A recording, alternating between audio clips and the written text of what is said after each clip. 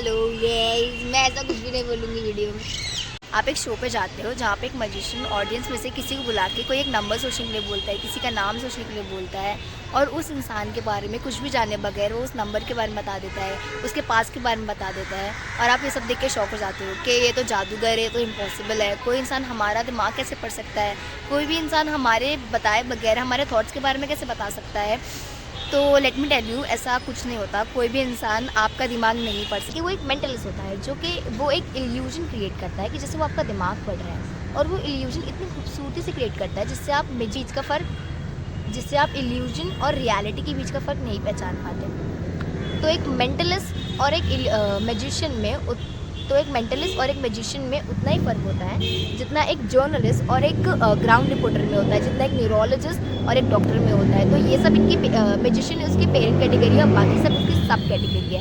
जैसे कि mentalist, illusionist, parlour magic, escape artist, street magic. जो हवा में उड़ रहा है या उसने एक इंसान के 3 टुकड़े कर दिए तो उसे इल्यूजनिस्ट बोलेंगे। अगर सबसे बेसिक जो होता है, जो टोपी में से खरगोश को निकालने का होता है, उसे बोलते हैं पार्लर मैजिक। और अगर कोई कॉइन आपके आंखों के सामने से गायब करके आपके कान के पीछे से निकाल देता है तो उसे कहते हैं क्लोजअप आर्टिस्ट। मेंटलिज्म में कोई डब्बा नहीं होता है, कोई गाड़ी नहीं होती है। मेंटलिज्म इंसान के दिमाग के साथ होता है, ह्यूमन साइकोलॉजी के साथ होता है, ह्यूमन बिहेवियर के साथ, ह्यूमन बिहेवियर पे डिपेंड होता है। वाली वीडियो याद है जिसमें करण सिंह ने विराट कोहली का माइंड रीड किया था। Somebody from your childhood which no way anybody could know. Okay. Like a friend that you remember having, or a teacher, anything that you already thought. Now is this, just give me one hint, is this somebody from your school, is this somebody from college, is this somebody from your colony, what is this? Colony. Okay, imagine you're 8 years old, you're in your park, you're learning how to play cricket, you're playing with him. This is somebody who you used to play with as a child. Are you still in touch with this person? Recently, yes. Recently, okay. You lost touch for a while and then you gained back touch? Okay, perfect. Do you remember both names, first name and the second name? Okay, we'll try this. Imagine you're playing with him. And imagine he's a cricketer as well. Okay. And he plays for one of the IPL teams, not RCB, but another team. Right? And imagine, was he better at bowling or batting? Bowling. Okay, imagine he's bowling to you and you're batting and obviously you're playing fantastically against him. Imagine doing that. And the commentators, let's say Harsha Bhogle is commenting and he says XYZ runs up to bowl from this end. And Virat hits him through 4. Imagine his name. Imagine shouting the name really loudly. So when you see the little bit, he does something like this. Softer sound in the beginning, like a P or a B. A P. Thank you. Don't react much, but I'll try to do this. Genuinely imagine shouting the name. Can you spell the name in your head? Yes. Well, I was fairly quick. The first name is not very long. 5 or 6 letters. Yes. Yeah. 6 letters. Yeah. Okay.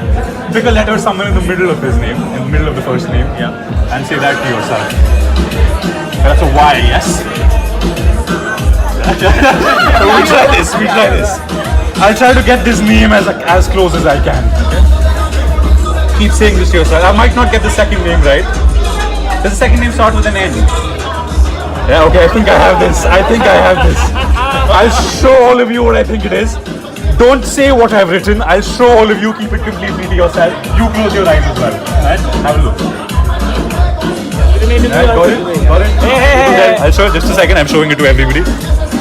Got it? Yeah? Got it? Now everybody here is proof that I can't change what I've written. I'm going to count to 3. I want you to tell everybody the friend that you're thinking of, and their reaction will tell you if I got it right or not. 1, 2, 3. Piyush Nagpal.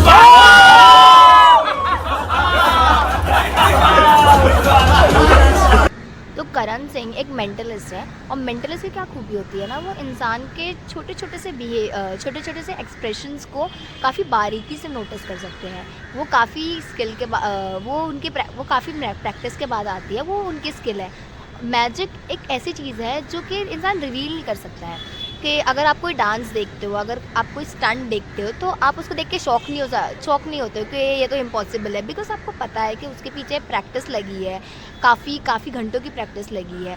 और अगर magic की tricks reveal हो गई ना तो कोई भी इंसान उसमें इंटरेस्टेड नहीं होगा।